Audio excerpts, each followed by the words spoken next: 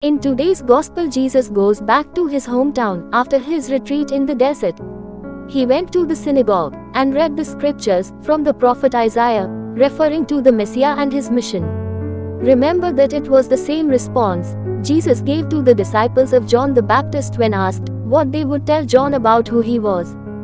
Jesus took the opportunity to proclaim to everyone that what they had heard was being fulfilled right before them. The future had started. Of course, it drew a lot of adverse reactions. Jesus was known to be from Nazareth, maybe the last place one would expect the Messiah will come from. He was the son of a carpenter, Joseph, and a simple teenage woman, Mary. The Jews had their own idea of the Messiah, and most of them were not present in Jesus. To their reaction and objection, Jesus could only tell them the fate of a prophet in relation to their own people and how, because of that reaction, miracles were made not to them but to others.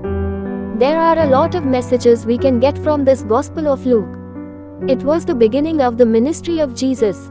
As expected in the Gospel of Luke, emphasis was given to the Anavims, Gentiles, oppressed, poor, widows, etc. The Gospel of Luke presents Jesus as the Messiah for sinners with preferential option for the marginalized in the community where Luke belonged.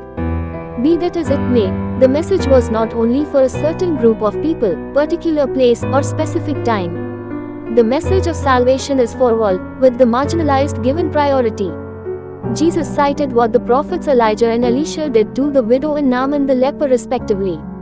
The Jews may have been the chosen people and, according to the economy of salvation, were to be the first beneficiaries. The faith of the Gentiles and the sick were not left unheard and unattended. God's prophets brought to life the son of a widow and cured the leprosy of a man. This will be the recurring theme of Luke's Gospel. The goal is to attain a Jubilee year, actually, a Jubilee for all time, because we have an all-forgiving and loving God. Jubilee year for the Jews means a time of forgiveness.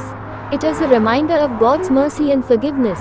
It was Jesus' mission. Unfortunately, Jesus was rejected by the Jews.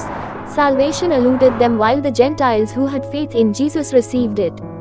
Jubilee year is celebrated every 50 years.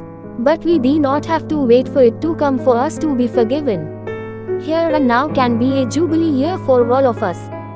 Reconcile with the Lord. Approach Him in the sacrament of reconciliation and experience a Jubilee courtesy of the Lord Jesus.